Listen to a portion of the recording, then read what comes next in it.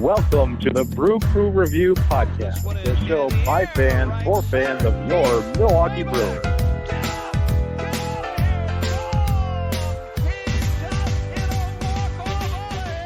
All right, Brewer fans, welcome to the Brew Crew Review Podcast. We're coming at you here on November 30th. Joining me today, Vince and Scott. How are you guys doing? Hey, Craig. Hey, Scotty. I'm doing really well. I don't know if you guys know this or not, but today is my half birthday.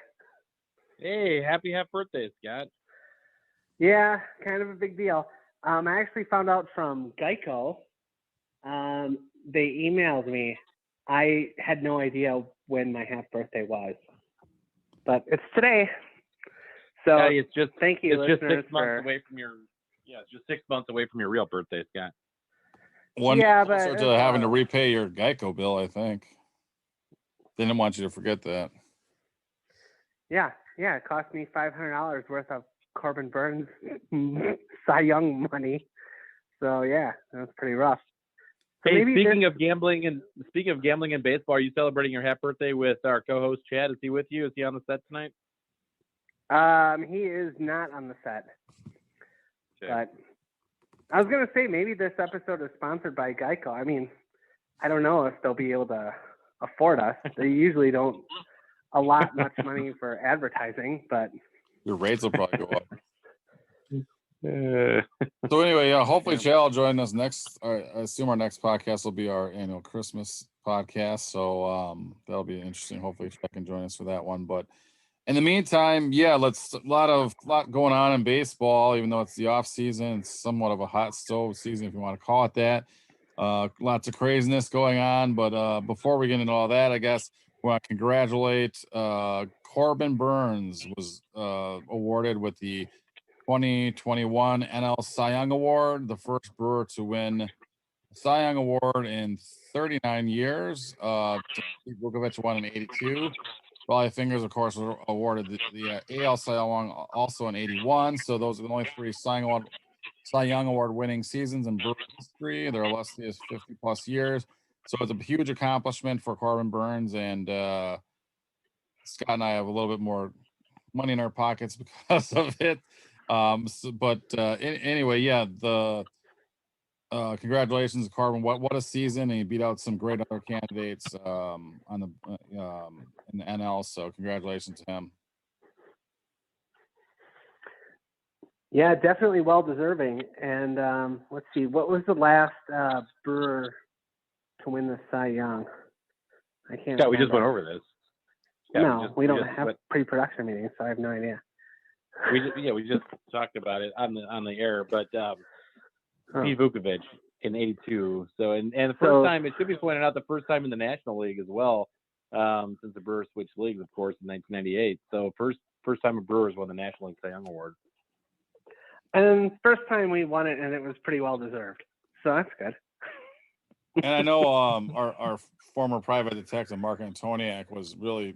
I think he was banking on Sheets winning a couple of Cy Young Award winnings back in the early 2000s, because he did predict that Ben Sheets would throw 4 no-hitters with relative ease. That didn't necessarily happen, but he was a great pitcher for us. But he was never a Cy Young Award winner. So Corbin Burns, congratulations, and what a season he did put together. And more exciting for Brewer fans is Corbin Burns is under our arbitration control, the Brewers control, for at least 3 more seasons.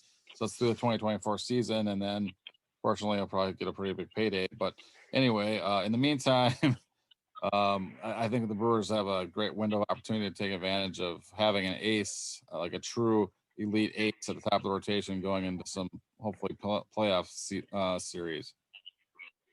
Well, that's the thing too, Craig. It was pretty exciting because Corbin won the Cy Young Award, but it was also exciting because we had other strong candidates, in the top tier of voting in the National League with Freddie Peralta and Brandon Woodruff. So, I mean, just exciting up and down, but of course, really happy to see Corbin win one. And I'll go on record and say I don't think it's the last time that this core Brewers group wins the Cy Young Award in the next, say, 5 seasons.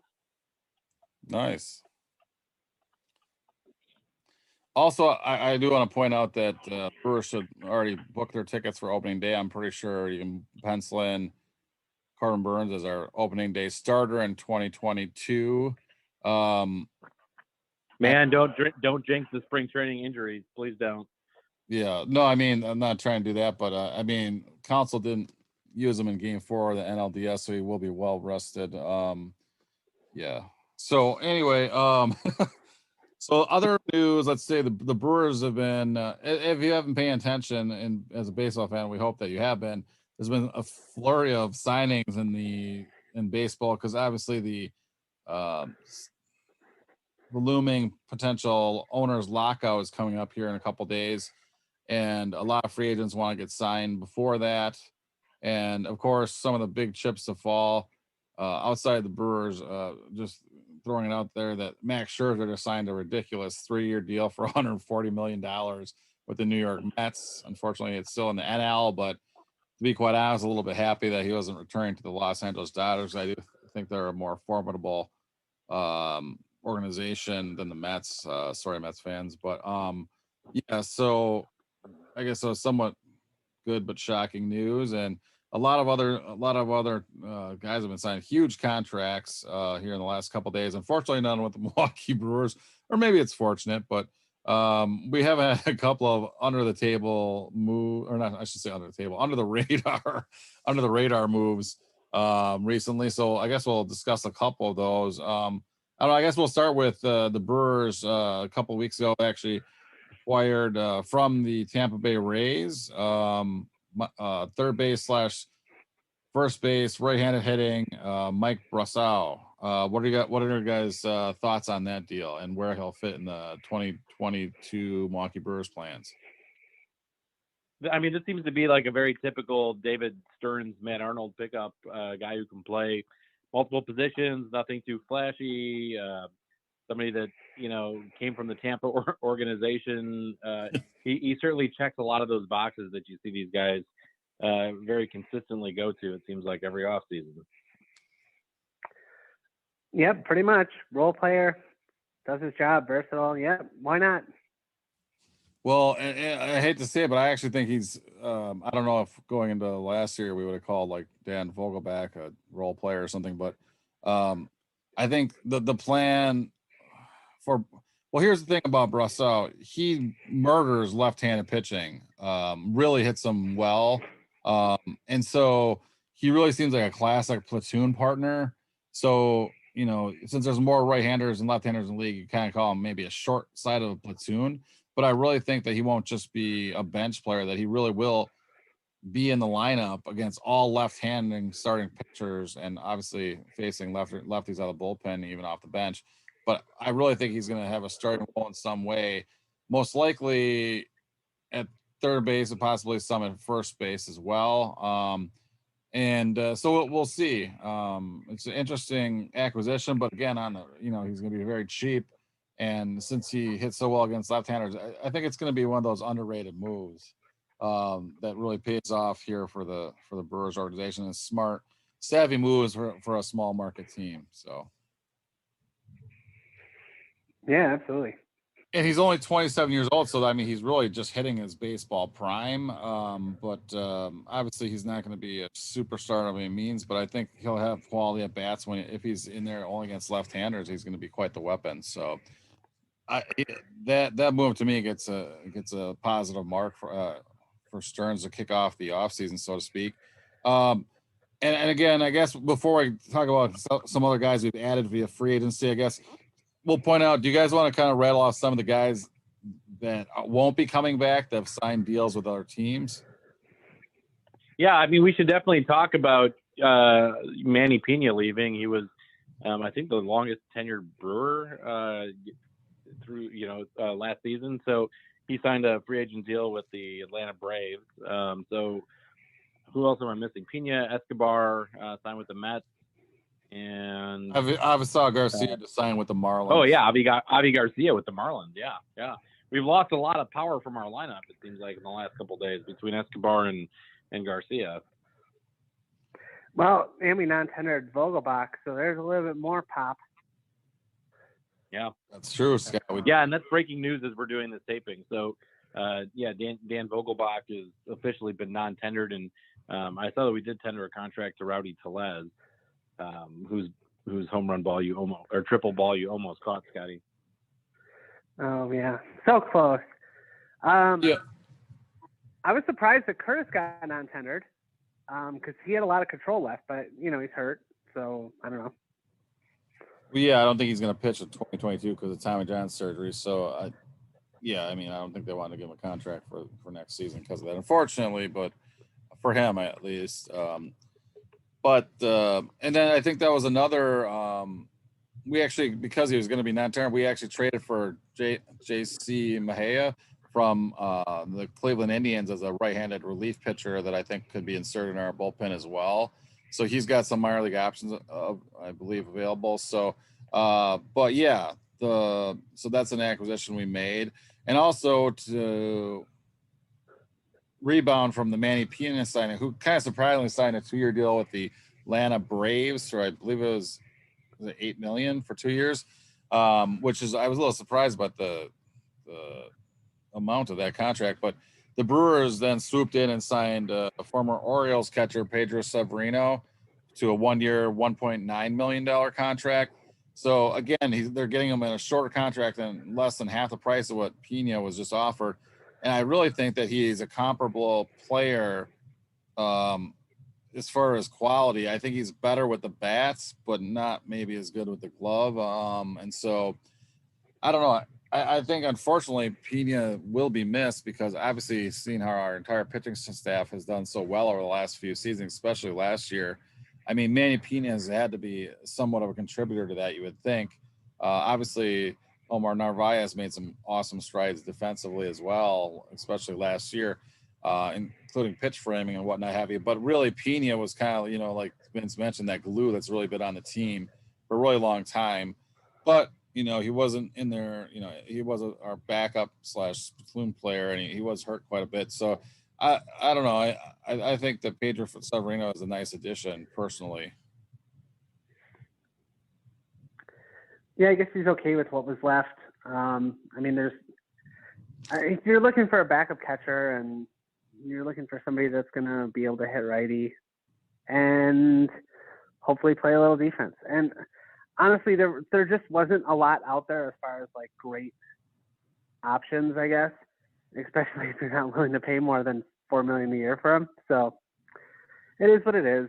It's sad. We'll miss the pineapple. That's true, Scott. But again, I love how Stearns and Arnold kind of acquired these guys that are, even if they're not the greatest player, they're probably in the prime of what will be, they're the best of their baseball career, because Pedro Severino is only 28 years old coming in this season.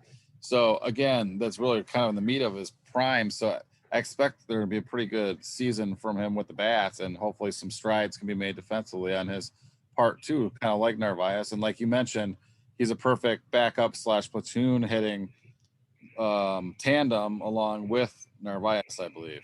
So pretty good pickup. Yeah, well, yeah. I mean, I tend to agree. I think that Omar's going to get the bulk of the playing time. I think that he certainly earned that after his season last year. So obviously your backup catcher is important, but I think that this is sort of, again, the Stearns Arnold model of getting a lot of different guys kind of in camp or in the system that some of them are going to stick and some are not. So we'll see. I don't think that we're done necessarily at catcher either. And that you've seen in the last couple of days, the Brewers continue to go out and just kind of add depth at the catching position. I know made another acquisition just yesterday by bringing in Brett Sullivan. Remember his name? Brett Sullivan from Tampa. Yeah, exactly. So he doesn't have any major league experience, so it's going to be another organizational depth guy. But we still have Luke Maley, I believe. So there's just kind of lots of names that Stearns is just adding to the system at this point. I'm pretty sure we did cut bait on Luke Maley. Yeah, I think we cut bait on him. But yeah, it is like you said. It's just an Arnold and Stearns MO to like kind of pillage through the depths of the Rays organization. Both those guys obviously had worked there before. So, but I mean, yeah, again, I think he's looking at his numbers throughout the minor leagues. Again, someone who can kind of hit. He's left-handed hitting catcher, and he's got minor league options. So it's really nice to have that depth going forward. So again, I'm pretty happy with the direction that the Brewers have gone with their catching so far this offseason.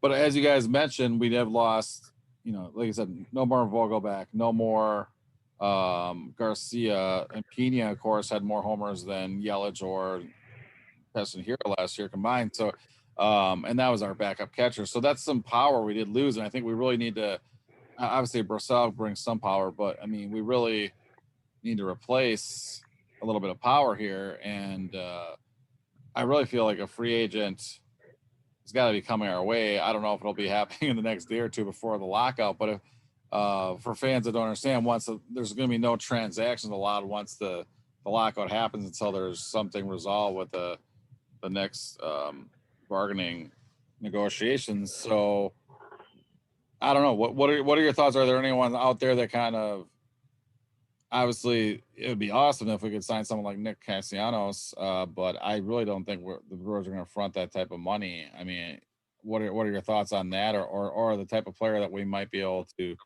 sign? Well, I mean, I saw one report that says that Castellanos is looking for an 8-year deal.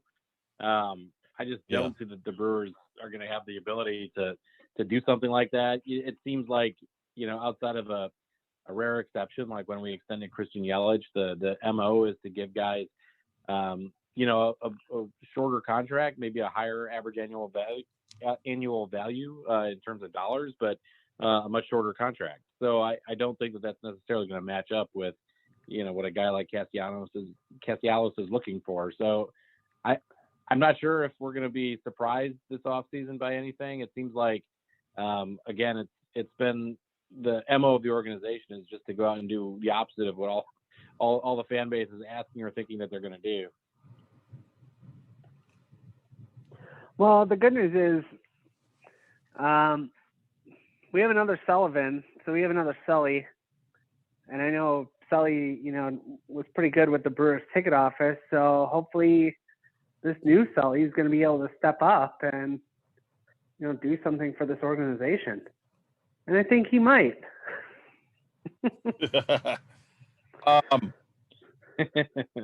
A couple of bats. I mean, I think that Castellanos would be a pipe dream, but there's actually some intriguing first basemen that haven't signed with a team yet. I don't think that we'll go that route, but it's kind of intriguing to see how the things kind of shake out. I'm kind of surprised that the Braves haven't re-signed Freddie Freeman yet. I expect that to happen still. I mean, I think their fan base would be shocked if it didn't, but it could. He could go elsewhere. Even guys like Anthony Rizzo haven't signed yet. Again, his best days are probably behind him, but he's a pretty still quality hitter, in my opinion, from the left side. But the Brewers probably won't go that route. Looking at, some of the other top names left with the bats, a couple of them just went off the board, and Corey Seager and Marcus Semien both going to the Texas Rangers is pretty surprising. Outside of that, obviously Carlos Correa, the Brewers won't have interest in him. Chris Bryant is probably going to be getting a longer and more higher contract than the Brewers will be offering also. So really, I'm not really sure. Are we going to go for someone versatile like Chris Taylor, but does it really play some outfield, but also all the infield positions almost? I don't know if that's, he's a perfect fit for us anymore. So I still expect us to, land on someone similar to like Jorge Soler or Eddie Rosario potentially, as a couple of names I'll just throw out there. But I kind of expect it to be an outfielder to replace Garcia, but who knows? It could come from any position, as we see every season. We think that the Brewers are trying to fill this hole at one position, and they acquire a player at a position where we thought we already had filled, and we figure it out from there, and it seems to somehow work out. Yeah, do you guys think that the Brewers are really looking at the free agency route as being the most likely way that we're going to be adding a bigger bat this offseason? Because if I had to guess today, it's going to be a trade of some type that that the Brewers pull off. It just seems like I think this front office is reluctant to go the free agency route sometimes, especially for a bigger type of deal. Yeah, that's very possible. But yeah, I just don't know which teams are selling, big time hitters in the off season that we'd maybe be looking to trade. What about Oakland? Matt Olson, his name has come up.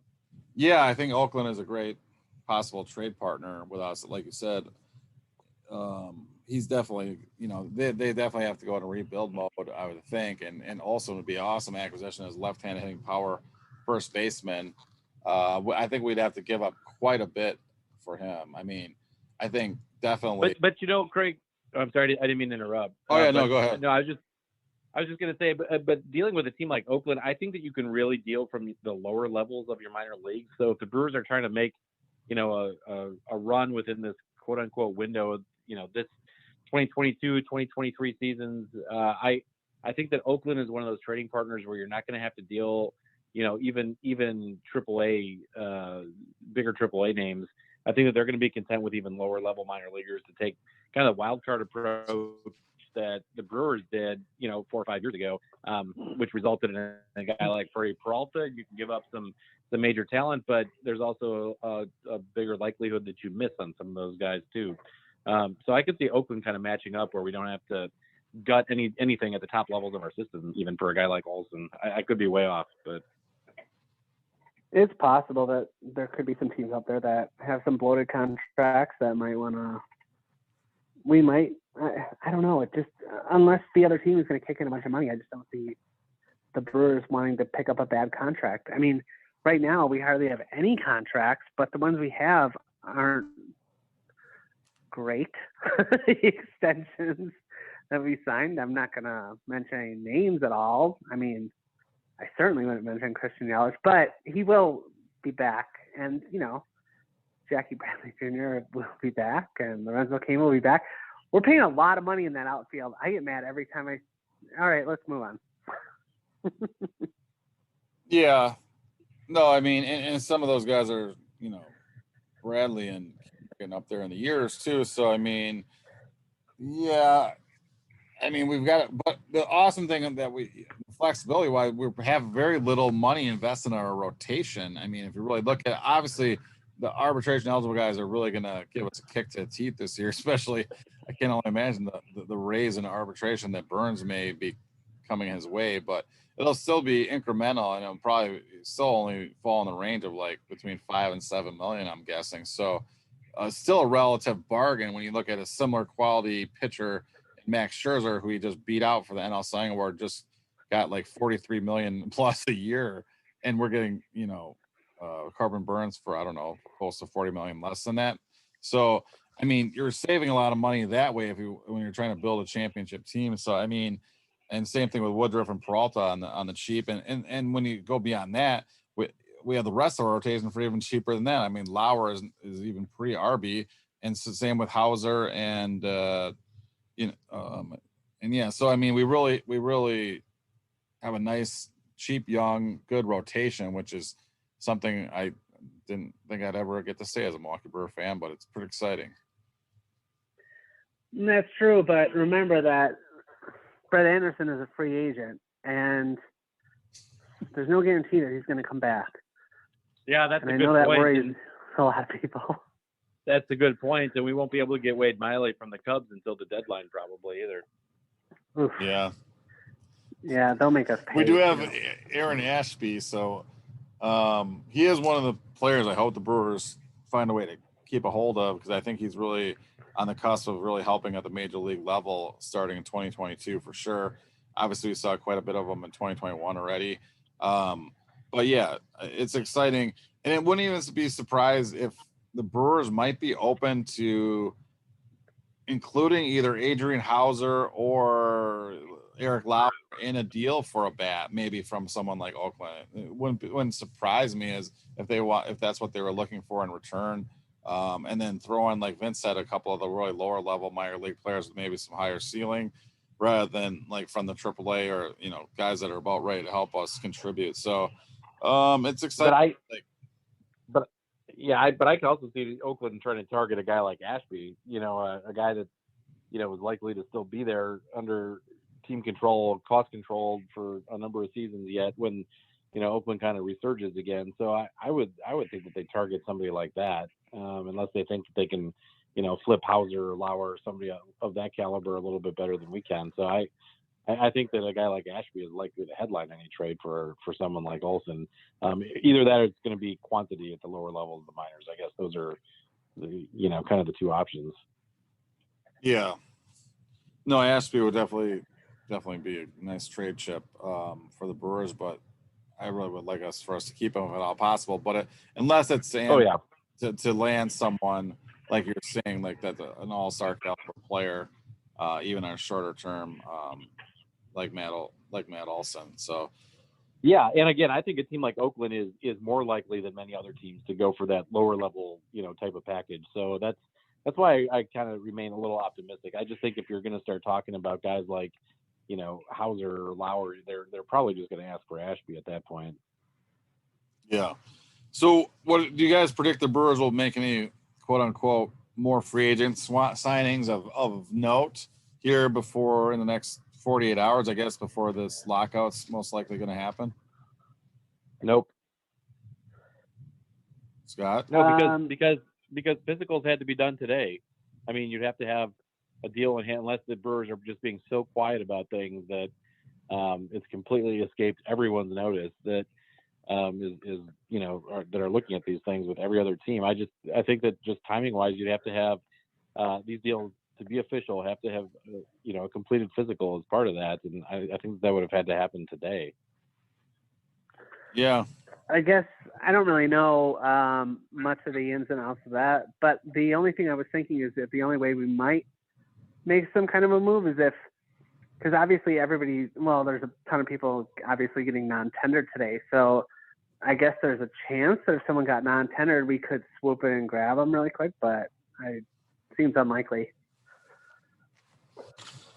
Yeah, so I mean, I think we're going to enter this with still some questions on, and who knows who will sign eventually. But I still think there'll be at least one good mid-range signing, someone with power, I think, on the offensive side, unless a trade does happen, that way. But yeah, obviously the 2022 Brewers are not fully put together yet. But I do think we did not really have a ton of holes, so to speak, and coming into this offseason, like some off seasons. Obviously Garcia and Pena leaving, but beyond those holes kind of opening up, I think the Brewers are in a pretty good position going forward. If you look at who some of their the rivals, like look at who the Dodgers have already lost, and Scherzer and Seager, and then look at the Giants. They've got Buster Posey retiring, and they've got Kevin Gausman signing with the Blue Jays for 5 years. That's their basically best hitter and best pitcher, and so they're gone. So I know those teams both won like 106 plus games last year, but in the NL, but I think that they've been significantly weakened so far in the offseason. The Brewers, I feel, really haven't been. So there's some positivity to that. And Scott, I know that if you look at the NL Central, the Cubs major rebuilding mode, they'll probably still sell off guys like Wilson Contreras and stuff like that coming forward this offseason or going forward. And then the Pirates are the Pirates. The Reds look like they're trying to sell off some of their starters like Gray and Castillo and stuff like that. So I think they're going in a soft rebuild. So it really leaves a 2-team race for the NL Central, in my opinion, next year. And then the Brewers and the Cardinals. And the Cardinals, you'd think that they could maybe land someone like Max Scherzer, who's a Missouri native, but instead they're signing a guy like Steven Matz from the Mets, which is kind of an underrated signing, but again, not necessarily a world beater. But Scott, you had some thoughts on that signing? Steven Matz is probably better than I give him credit for, but I just remember when I had him on fantasy, he was horrible. So, but no, it's a good move by the Cardinals. Like they didn't really pay a lot for him. Oh yeah, I think when he signed him, I said he was getting Soupon money because it was basically almost the same money wise. So yeah, no, and they're getting a better pitcher, and it's obviously money isn't. You can't even really compare the contracts because how long ago was Suppan now? I have no concept of time. 2007, I believe, after he won a World Series with St. Louis in 06. So like 40 years ago. No, I'm just kidding. That's only like 14 years 07. ago, Scott, but yeah. Okay. Wow, time flies.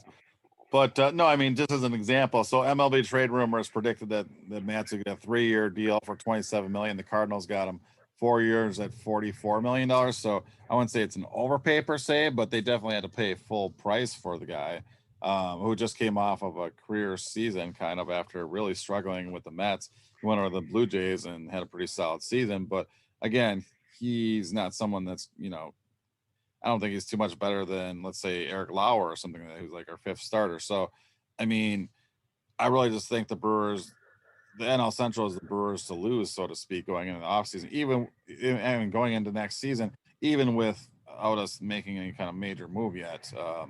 So, I mean, I think I am a little bit concerned about this being a potentially extended lockout. What are you guys' thoughts on that? I mean, I think that it's a pretty sure bet at this point that there is going to be a lockout, that it's kind of a foregone conclusion at this point. Unfortunately, it just seems like, there were some reports. I know that we didn't use our press passes we had for the meetings today, but some reports that, the meeting between the players and the owners lasted a grand total of 27 minutes or something like that today. So the idea that there's some momentum, I don't think is really there. I think both sides are going to dig in their heels, and it really does screw up plans for a lot of teams, and specifically teams like the Brewers. I think, for the rest of the offseason, it's going to be really hard to make any plans or calculations when you don't even know what kind of CBA you're going to be working under. I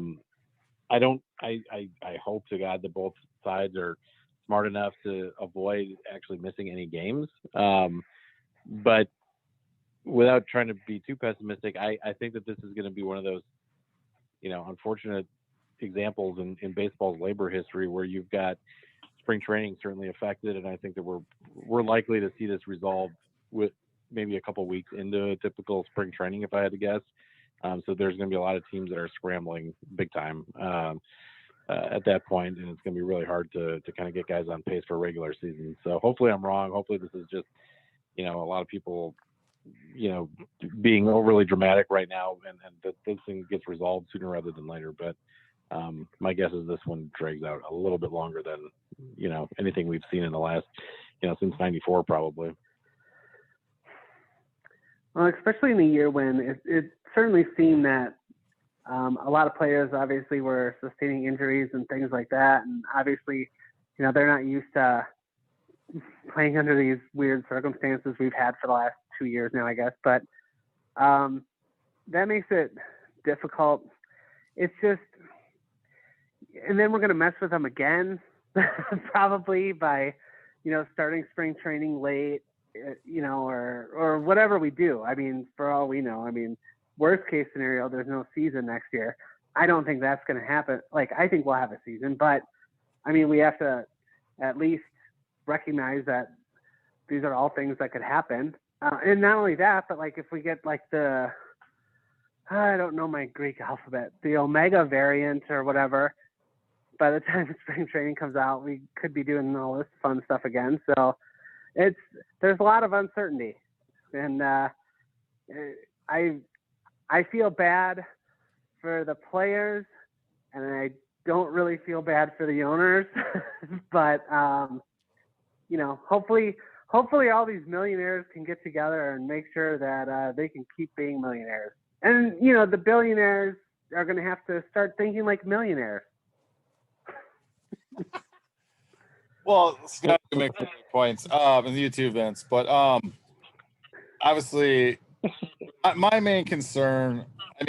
I'll just put it this way. To be quite frank, I don't have a ton of confidence in Rob Manfred or Tony Clark's negotiating skills.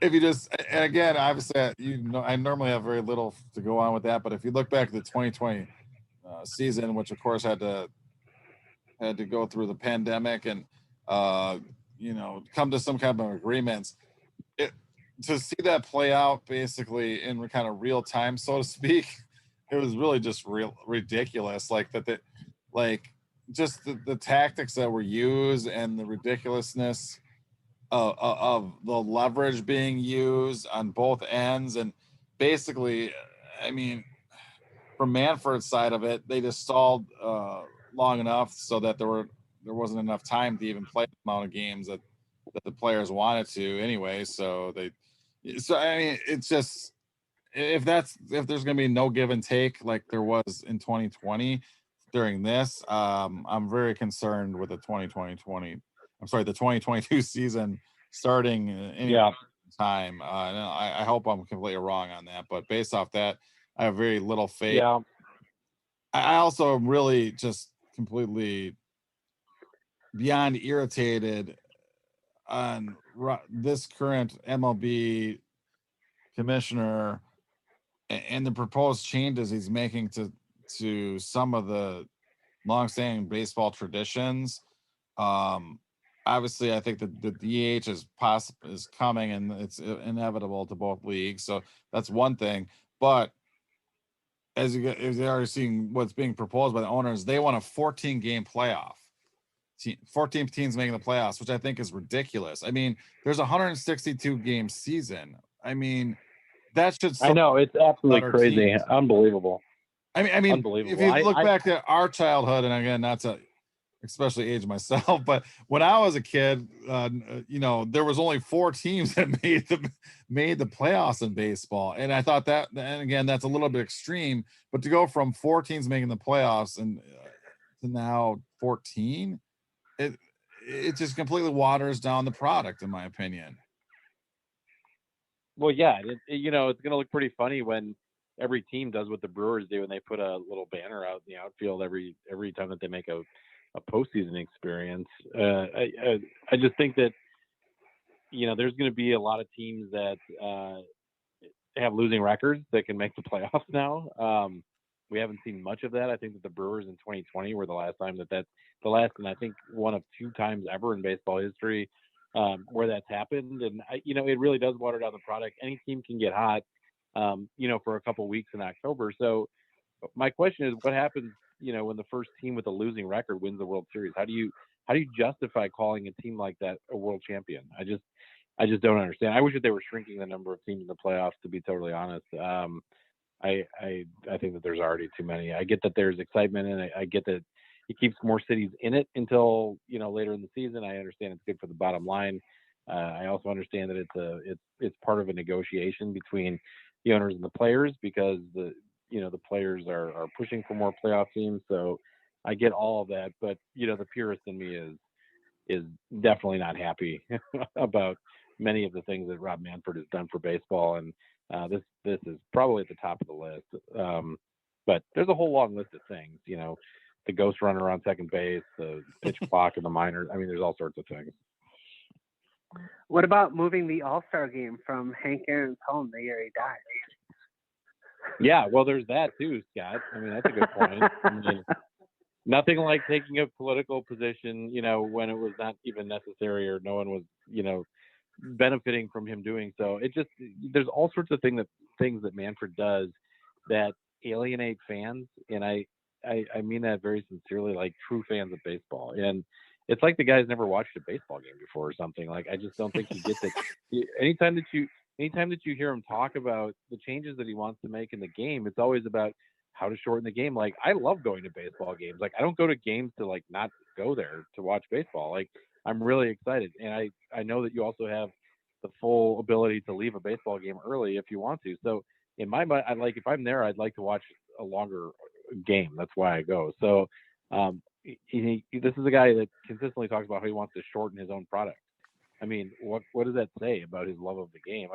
I really question whether this guy's going to be able to do anything good for the game whatsoever during his tenure as commissioner. So I'm a little pessimistic as well. And we know that our anonymous source, Tom Carter, is pretty close with them and gets a lot of inside information. It doesn't even sound like Manfred cares at all. I mean, it's like he's never even. Yeah, like I said, I really wonder if he's ever even watched a baseball game in his life. According to Tom Carter, anonymous source, he's not sure either.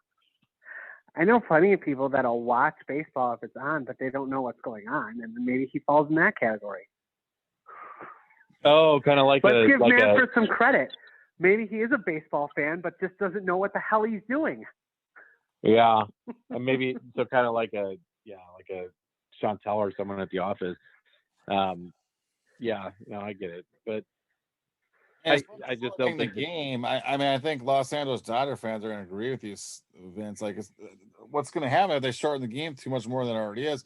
I mean, the Dodgers fans are going to get to the game, and the game will be over as soon as they sit down. What the hell happened? But no, I mean, in all seriousness, I don't mean to complain about things just because they're new, but I mean, what other like business owner talks about ways to have less interaction with his customers? Like, hey, be around my product a little less because we know that we're boring. I mean, that's basically what he's saying. It's like, hey, my store sucks, so I'm gonna, tell you that you should shop here for a, shorter amount of time or something. I mean, it just makes no sense at all. Like, he should be out there selling the game, talking up baseball, being passionate, and not giving into fans with short attention spans. Like, it makes absolutely no sense to me whatsoever. That the commissioner of baseball should be the biggest cheerleader for the game that ever exists. I mean, that should be your biggest rah-rah guy to gin up more enthusiasm for the sport, not less. And it's getting a little tired. I think that, Manfred's act is a little shallow and very repetitive. And, the players are there in terms of these negotiations, the players have plenty of blame on their side as well. But Craig, unfortunately, I think that you're right. I think that just this Clark Manfred dynamic, it just could put everybody to sleep. Everybody knows that the games should be happening on schedule in both spring training and the regular season. Whether or not they have any common sense, I don't know. It's beyond me. Yeah, and there's probably a lot of people that are willing to say right now that Roger Goodell is just as bad, if not worse. And that's obviously absolutely true. It doesn't obviously make anything better. I mean, both of them are equally terrible, I think. I certainly wouldn't want Goodell running MLB either, because I don't think he really has his finger on the pulse, so to speak. But I don't know. These guys are businessmen. The thing about okay, so currently 10 teams make the playoffs.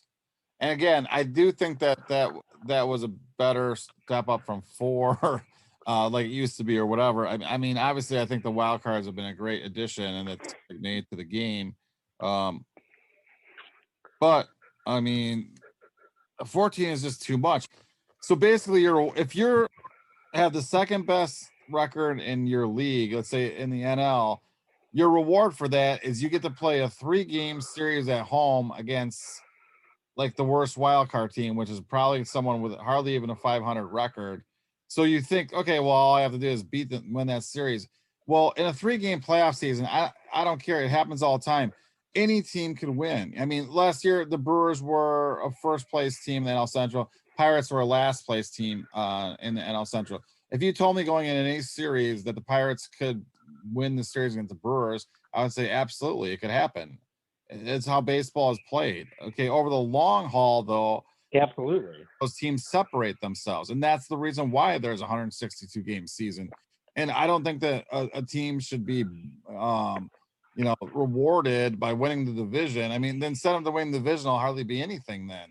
And I think that it's really messing with the balance. That's really nearly perfect right now in baseball. We have a really nice number of contending teams and a really nice number of rebuilding teams that kind of offset each other and make for a kind of exciting player movement trade deadline each season.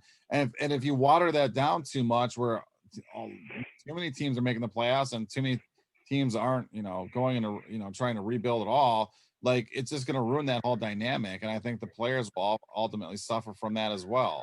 So I don't know. It's just, that's the one sticking point that the owners are really going to stick to their guns on why in that one I'm going to be really disappointed, because I think at the very maximum, it could maybe be 12 teams, but 14 is just way, way too many. And I'll be very disappointed if that happens.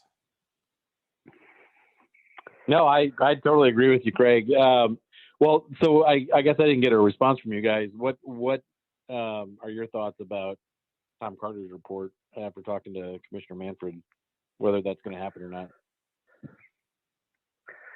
Well, first off, are we sure that we're allowed to say Tom Carter's full name now? I still thought we were sticking with Tom C, but I wanted to keep him anonymous. But well, what if we said Tom Carter but not our anonymous source? Then people don't know that he's supposed to be anonymous, so maybe it makes it a little bit less conspicuous. So what if we just everybody knows who Tom Carter is, though? He's an icon. He's like three Sullys. So he can't be anonymous. That's the point. I mean, I suppose. Yeah. Well, I don't know. We'll figure out one of these years. Yeah, just say T. Carter then or Tom C. It's fine. Doesn't matter. Yeah, fine. That's fair. Yeah. One or the other, not both. Yeah. So what are your thoughts on our anonymous source Tom Carter's report? I think he's spot on. I think that it's the commissioner's, the commissioner is, wait a second. Okay, who puts the commissioner in place? The owners? Yeah. Yeah, see, and that's a whole other separate issue, guys, that we should talk about at some point. Yeah. I mean, that is another problem, right? So there is no quote unquote independent commissioner in baseball because his salary is paid for by the owners. I think you would avoid a lot of these labor problems that we've had throughout the course of baseball history if we could actually get an independent arbiter basically to serve as commissioner that could be that voice of both the players and the owners. And I understand that sounds contradictory, but really they're the voice of the game. And that to me is really important. And right now Manfred is just basically a spokesperson for the owners because they pay him. So he's naturally not going to see the players' position. He's not going to be sympathetic to their grievances, things of that nature. So, eventually it'd be nice if we could find a way to change the office of commissioner itself to be someone that was voted on by both sides, the owners and the players, and ideally the fans too. I mean, if fans had a vote, I certainly don't think that Rob Manfred would be allowed to even attend games. Not that would be an issue because he's never watched a baseball game, but I think that it would be fun to get the fans involved too to pick a commissioner. But that's a whole other topic. Yeah, it'll be an interesting off season. Unfortunately, I always look forward to the December hot stove with the winter meetings and all that, and unfortunately, we may have to miss out on some of that this year. But hopefully not. Yeah, and Craig, we look forward to you being frustrated too, and it's going to be frustrating for us not to see you angry about something that we did or didn't do on a particular date. Oh, I'm sure I'll be angry enough about how the negotiations are going. Well, even with the lockout, guys, I have some bad news. I hate to say it, but I guess we've already said it, so it's not news at this point. But unfortunately, the Brewers have decided to press pause on FanFest. So it's the dumbest thing I've ever heard. It makes me so angry when people say, we're going to press pause on something. No, you're canceling it. You're canceling it. That's what you're doing. But it's just, it sounds like, it's just a little pause. We're just pausing. Get bent. You know what you're doing. I get so mad. Scott, I'm totally with you. And I think that it was your intern or whoever manages our social media, but posted on Twitter a response to Adam McAlvey, who had kind of just relayed the news. And Adam was like, well, the team provides plenty of opportunities for fans to interact with players and get autographs. And our intern's response was when, and there was no response back. It's like they've really taken that away, that you can't have interactions before games. And I understand that, okay, 2020, they had to limit things because of COVID. My fear, though, is that they are continually going to use that as a reason to kind of they've been doing this for years, I guess, kind of minimizing the interaction between players and fans. And baseball has always been such a beautiful game because of that daily interaction. It's like 162 games of the year. It goes, you're right on the baselines. It's not like football where the guys are, a million miles away on the field. I think that this is it's a special sport, and I'm fearful that canceling things like FanFest is part of a larger trend that takes fans away from that type of interaction, with players. You see more and more of it. The netting before games. I'm not saying that it's a bad idea for safety reasons, but it's just another barrier to keep you from doing things like going to get autographs, things like that. It's just being around BP. I don't know. It just seems to be part of a trend that I just don't like. Yeah. No, I have a comment. Well, if you want an autograph, now you can just, obviously just, you could just buy it from MLB.com, and that's exactly right. Will go to some phantom charity. No, that's sure exactly right. Charity it is. I'm sure it's phenomenal. I'm sure all the money makes it to them. And this, and not to just make this like a Rob Manfred show, but it's his commissionership that's also seen things like taking away a sponsorship or a deal with Topps and changing that for the first time since 1952. Baseball is not going to have an agreement with Topps, so Topps can no longer show MLB logos after the 2027 season on baseball cards because MLB wants to have a stake in owning Fanatics. So they will essentially be doing it themselves. And again, I'm not saying that I'm against change. I'm for the sake of change, but I am against change that's stupid, and doesn't take into account that there are traditions that are a part of the game that are important to a lot of people. And just to have these like sudden knee-jerk things like, hey, we're going to jump to 14 playoff teams. Like, hey, we're going to have a pitch clock. Hey, we're going to put a runner on second base. Hey, we're going to take away Topps baseball cards. It's like just this complete disregard for fans and the traditions of the game. It's getting a little old. Can you imagine if they did something? They're not going to allow pepper games pretty soon. Hey, and again, this is not just me being like, old man yells at sky thing.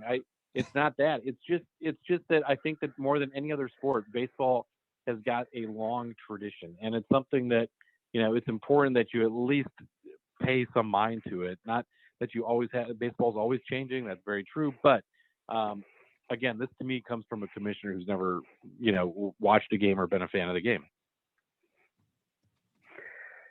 Yeah. Well, all I keep thinking about is like, could you imagine if they did something with baseball cards, like where only one company gets like the exclusive rights? That always works out really great for the consumer. I mean, just imagine like every year with, like the best example is probably like Madden football, like the video game. So it's one of those things where, it's basically the only game in town, exclusive rights, all that kind of stuff. The game sucks. The game has been terrible forever because they don't have any competition because they bought out the competition. Of course. Of course. It makes no sense. Like, what a horrible thing for the game. Yep, exactly. Yeah, exactly. It's the problem of monopolies always. Imagine people building out their Topps baseball card sets for like the last like 70 years or whatever, and they're like, oh, no, I don't have to do one this year. Awesome. I'm one of those types of people, though, Scott. That's yeah. Oh. Well, good news, bad news.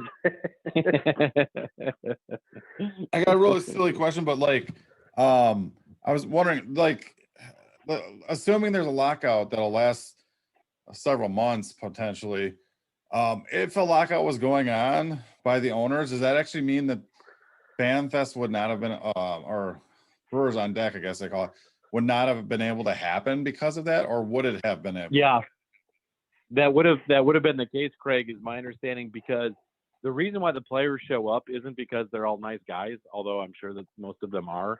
It's because they're contractually obligated to. Yeah, it's all baked in. And it's all baked into their contracts. They have to do a certain amount of hours that there are like community hours. And additionally, they get certain tax benefits by doing something that's for Brewers charity. So that is part of what they do in terms of their contract. So so they would have no happen. So they would have no contractual relationship with the owners who are locking them out, from a legal perspective, right? So that's correct. Yeah, that's what I thought. And so I think it wasn't just the I guess, residual pandemic, I'll call it, canceling that, as it might have been them thinking, well, there's going to be a lockout anyway. Why sell tickets for it when we're going to have to cancel it anyway or something? So anyway, yeah, but I know why. you guys about the pausing type. No, you can sell all those tickets and then just be like, oh, sorry guys. In lieu of refunds, we're just gonna hang on to your money.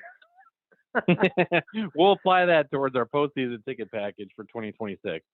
Yeah, we've invested all of that money and we're making money off of your money, but we're not gonna give it back just because we're not quite giving frankly, you we anything. still have to pay Christian Yelich a lot of money, and yeah, we're gonna have to take that and just sort of keep it invested with him. Oh man. Yeah, well, it should be an interesting off season. I wish that the interest in the off season wasn't based on labor negotiations and contractual disputes, because it'd be way more fun to be immersed in the hot stove and figure out which bat the Brewers are going to go after. But I have a feeling, unfortunately, guys, that our next few shows are going to be focused on Scott saving Christmas and then Scott saving the baseball season. And we won't have much to talk about with the actual hot stove until, probably there's going to be another scramble like we saw in the last few December. days. Sometime, either right before or during what normally would be spring training. I mean, I hope both sides are smart enough to realize how much is at stake financially for them. It's a huge loss for both sides if there is no baseball. So everybody's got incentivized to figure this thing out. But then again, this is, the baseball owners and the baseball players union. They're not exactly able to show a long history of cooperation and success on that front. Scott, I think to save Christmas this year for, I guess, all baseball fans, maybe having a quick call or maybe even just a Zoom call with Tony Clark and Rob Manfred, that would really be kind of helpful. You can kind of be that like middle person, that arbiter type person. That would really save Christmas this year, I'm pretty sure. I would say you could lock us in a room, and by the end of the night, I would have taken care of it. We'd have a season. They would emerge with black eyes probably, but sometimes I would probably have my share of battle scars too, but sometimes that's what you have to do. You just have to negotiate really, really hard. I don't know. I actually have 3 weird things that I wanted to point out. One is this would be a very interesting off season because you know who the winner might be? What about places like Waukesha Sports, who, you would think all these players, they don't have anything better to do. Like, hey, let's schedule some signings, like that might be a little side hustle for some of the more popular players. I think Adamas is doing one. They said this off season. Actually, there's not just Brewers that they bring in, but even like Hall of Famers kind of make the circuit now to the Waukesha Sports Card. So I saw Vlad Guerrero just did a signing there. But yeah, they certainly do bring in current Brewers like during the season, but the problem is getting them to Milwaukee during the winter. So certainly would work with a few of the guys. I think like I said, I think that they did Adamas. Don't know who else they've got scheduled, but then amongst the current guys, but so they're doing another one with Yount and Trevor Hoffman and a few guys as well, former Brewers. So. They're not our sponsor either. We just like, we just like to make conversation. It's phenomenal place though. But yeah, nice guys. The other weird thing I wanted to mention is that probably, can we all honestly say now, this has to be true, right? For the first time probably in my life, the Brewers are better at developing pitching than the Cardinals.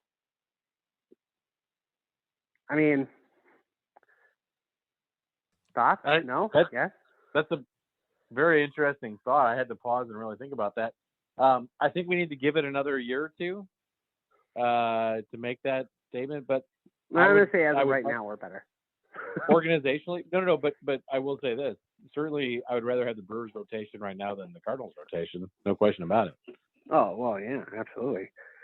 And then the last weird thing I have to point out is that I don't know how this is possible, but like this podcast Craig has easily been the least angry host. Yeah. How is that Couldn't believe possible? it. Yeah, I've been much angrier tonight. I'm not looking forward to a labor situation. You guys. I apologize, guys. I've been muting myself quite a lot to yell at my kids. Well, that's fair. I mean, at least you're during the yelling. bulk of this. Craig, Scotty, those were all great points. All great points. Unbelievable. Yep. So, all right. Well, guys, also, Stay classy, guys. really quick before we go, we've got another bit of news. I figured I'd tell you guys on the podcast, but I did officially get engaged and popped the question while in France. So wanted to get your reaction on tape since we're recording this.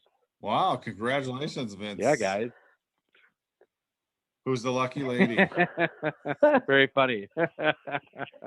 Right. So my internship coordinator duties are coming to an end. Scott, you're officially taking over. What? Yep. How am I going to do that? I Save Christmas, I will save make baseball, get interns. I probably have to, like, my job probably wants me to work, too. No. This is your job, Scott. Raising a puppy, which anyone will tell you is the hardest thing anyone could ever do. Well, especially no as a single would dad. say that, but it's not that hard. No. But okay, well, I'll try to do all that stuff. But congratulations, Vince. That's absolutely phenomenal. Thanks, guys. Also, I know that I made a drunken promise to you about 15 years ago that I fully regret, but I will stand by I am a man of my word, and I will indeed play the accordion at your wedding. You know how to play the accordion? I will definitely hold you to that. Yeah, no, that's definitely happening. I don't know how to play one, but Greg, I do appreciate that. Ooh. I better run this one past you. Typically, the only thing worse than someone playing accordion is someone playing accordion that doesn't know how to play accordion. But yeah, I mean, how bad could it be? It's not my wedding. You could DJ it, Craig. I mean, no. This was a promise, Scott. And now that we've talked about it in front of both of you guys and all of our many listeners, this has to happen. So, damn it. Well, anyway, yeah, that's awesome news, Vince, and yeah, we're excited. So, thanks, guys. In journalism, we'd call that burying the lead. That's right. That's true. That's what they taught us in that journalism school that we went to. Oh, that might drop in. Yeah, I probably went to the same one as Tom Hardicourt. Possible. On that note, Brewer fans, thanks for giving this show a try here tonight. Hope you stick with us. Continue to give us a follow on Twitter at BrewCrewReview1 and email all of your Brewers-related questions to Scott, who is regularly checking our email accounts. We'll get time to get to your questions next time. BrewCrewReviewPodcast with an S at gmail.com. Awesome. Fantastic. And tonight's episode was brought to you by Schrader's Books in West Dallas. Here serving everyone. Sorry about our cramped aisles with stacks and stacks and stacks and stacks of books and newspapers everywhere. And please, I think their motto is, please don't tell the fire department. That's true. Also, I just wanted to wish that now that Vince is no longer on the market, to still stay classy, ladies of West Dallas. Yep, that's true. No more opening day gone wild for me. Ooh. All right. Go Brewers. All right, guys. Sounds good, guys. Go Brewers. Hopefully we got some good news to talk about soon. Go Brewers. Do